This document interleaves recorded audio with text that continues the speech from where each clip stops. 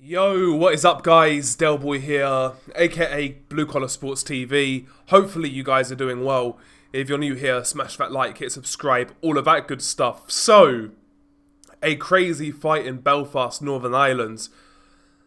Paddy Donovan beats up Lewis Crocker, but loses via disqualification. Where to start with this fight? First and foremost, shout out to the Irish fans. Made a hell of an atmosphere.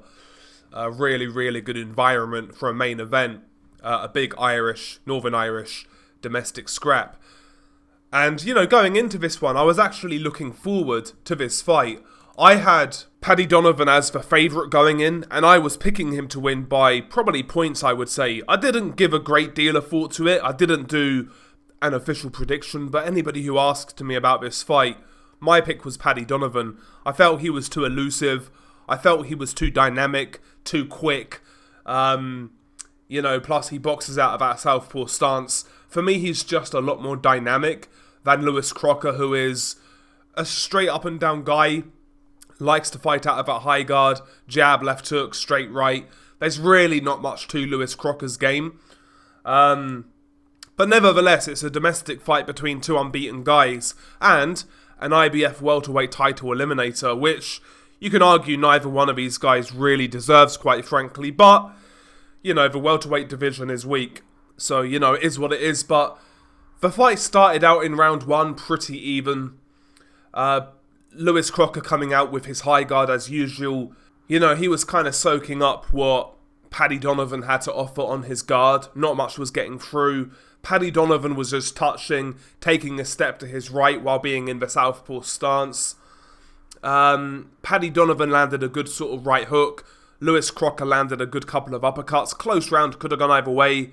I favoured Donovan's more elusive work, his higher output, but, you know, you could argue that Crocker maybe landed the two eye-catching shots of the round. Round two was similar. You know, again, Lewis Crocker maintaining that high guard. Paddy Donovan basically standing in front of him, tapping away, sometimes taking a step to his right. Again, not too much happening in round two. I actually preferred Crocker's work in round two. I felt, again, he landed some uppercuts through the middle. Probably landed the eye-catching shots, but again, it was nip and tuck. After the first two rounds, I felt Paddy Donovan was making life too hard for himself. I felt he was too close to Lewis Crocker because, and a giveaway of that is, Paddy Donovan was so close to Lewis Crocker, he would constantly push him off and kind of forearm him off and shoulder him off kind of thing. Paddy Donovan was way too close in the first couple of rounds. He wasn't really doing a great job at giving himself the best punching range, and he wasn't using his feet to the degree I thought he was. And I think this is important when we talk about this fight, because I think it kind of led up to what happened in regards to Paddy Donovan. But yeah, round two ends. I give it to Crocker, but again, close round. After round two, I felt, well, Paddy Donovan just took over, but there was controversy to it. After round two, Lewis Crocker's output dropped. Paddy Donovan was starting to maintain a little better range. He was starting to work to the body. He was starting to put his shots together more, giving Lewis Crocker a little more movement, a little more lateral movement, changing the levels with his punches, displaying his superior hand speed, his superior combinations. And again, Lewis Crocker was taking a lot on the gloves in round three, but shots were getting through. And in round three, Lewis Crocker sustained a cut over his left eye. Again, a mistake I felt Lewis Crocker was making, man, was there was not enough of the left hook from Lewis Crocker. Paddy Donovan would constantly move to his right. He would kind of skirt out to his right. He would pivot out to his right from the southpaw stance. Well, the perfect shot to really try to counteract that is the left hook. And there wasn't enough left hooks in this fight from Lewis Crocker. But yeah, big round three for Paddy Donovan. But at this point, despite the success he was having, and despite the legit success he was having, he was fouling a lot. And this has to be said. Throughout this fight, Paddy Donovan was strong-arming, holding his arm out to maintain range, which is illegal. He was elbowing. There was literally a moment in this fight where he landed a John Jones style elbow, like a really good elbow he landed at mid-range. He was using his shoulder to push Lewis Crocker off. He was using his forearm to push Lewis Crocker off. And he was leading with the head. Like, he was exceptionally dirty in a fight where, to me, he didn't have to be dirty. Anytime there was any distance, Paddy Donovan would just totally outwork him, totally outspeed him. Lewis Crocker was falling short when he tried to punch with Donovan. I don't get the lack of discipline here from Paddy. Made no sense because it wasn't a hard fight. It wasn't like he was winning the fight, but he was having to work very hard to stay ahead. No, he was kind of bossing this fight. He was bossing this fight, yet he was still fouling. Bizarre. Really, really bizarre. But yeah, there was numerous head clashes in this fight. And for me, they were primarily caused by Paddy Donovan. You know, leaning in after he punched or leaning in after he pushed.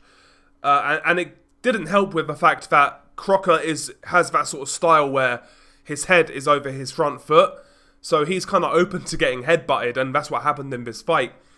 But yeah, after the third round, man, Paddy Donovan, he kind of styled on Lewis Crocker, but also fouled him to death.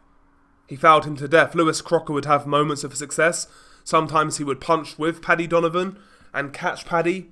When he did throw the left hook, it would land, but he wasn't throwing it enough. Sometimes he would land with the overhand right as well when Paddy Donovan got too greedy. Low lead hand of Paddy Donovan sometimes got him caught with Lewis Crocker's overhand right.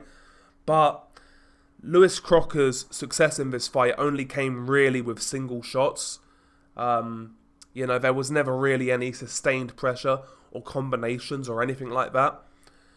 No body work either, which again you need to use against a guy like Paddy, a southpaw mover who can use lateral movement, who's quick-handed, etc. But there was none of that from Crocker, and yeah, it just became a fight where Paddy really was having his own way with Lewis, just spinning around the side, peppering him with long shots, right hooks to the body, uppercuts to the body. And yeah, like, Lewis Crocker was getting totally outworked, outlanded, outboxed, beat up. But, the referee eventually had enough. I think it was it round 5 or round 4? I think it was round 4 maybe. He deducted a point from Paddy Donovan for a head clash. He then deducted another point in round 7, round 8, maybe round 8. But anyway, yeah, he deducted another point. I think it was round 8. But round 8 was a bad round for Lewis Crocker anyway. He was getting beat up. Then the head clash happened. And after the point deduction, Paddy Donovan tried to make it back. He pressured Lewis Crocker, backed him up to the ropes, landed a 3 or 4 punch combination, and Lewis Crocker goes down. And by the way, I forgot to mention, Crocker also had a cut under his left eye at this point in time. He had a cut on top of it and underneath it, and the one underneath it was a bad cut. And there was also a lot of swelling as well. His eye was basically closed at this point. But anyway, yeah, Crocker goes down. Looks like he's done, but he does get up. He beats the count. Paddy Donovan then comes in for a finish. Lewis Crocker somehow, when he's out on his feet, lands a couple of good shots. One overhand right in particular, catches Donovan coming in square. Donovan kind of shakes it off, resumes the pressure, finishes the round with a combination. The bell rings, and then Paddy Donovan lands another right hook, like clearly after the bell rang. I could hear that I could see that in real time. I could see and hear that in real time. Like, the shot clearly landed after the bell. And I've seen people online complaining about this decision from the referee. Tony Bellew complaining about the referee, saying he should have been closer to the action. And that is a fair criticism.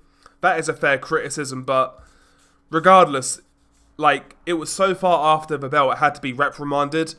And it was a brutal shot as well because it dropped Lewis Crocker. It dropped him hard. And then you combine that with, let's be real, all the cheating that Paddy Donovan did. Like, he deserved to be disqualified. He deserved to be disqualified. Let's call it how it is. Just because he was the better fighter and was clearly winning the fight and he was clearly more talented, all those things may be true, but he deserved to get disqualified still. That's how I see it. Man was fouling all night, strong-arming, elbowing, headbutting, shoulder pushing, everything. He was fouling all night.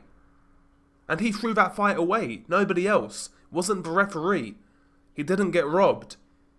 He threw it away himself. He did not need to do that. It was so ill-disciplined. Because when there was, like I said, when there was distance, like Paddy was really good to watch. Like really, really good to watch. To see him going through the gears and really putting his shots together with that lateral movement. He showed some quality in there, Paddy Donovan, but the lack of discipline, man, is a problem. The lack of discipline is a problem, and it cost him tonight. It cost him tonight. What else can I say? It's a bummer because, you know, this fight was a final eliminator and a big domestic fight. So for it to end like this isn't a great look. You know, Lewis Crocker is now the IBF mandatory. Again, you know, after a fight where he got beat up. But again, his opponent deserved to be disqualified, so it is what it is. But listen, let's just get this rematch on. Let's get this settled. It's going to build up for second fight more. The atmosphere for this fight was really good. So yeah, let's get a second fight, man. Let's get a second fight. But yeah, kind of crazy circumstances and a bizarre end to an interesting fight. But anyway, share your thoughts below. Beanie Guy Del Boy. Peace.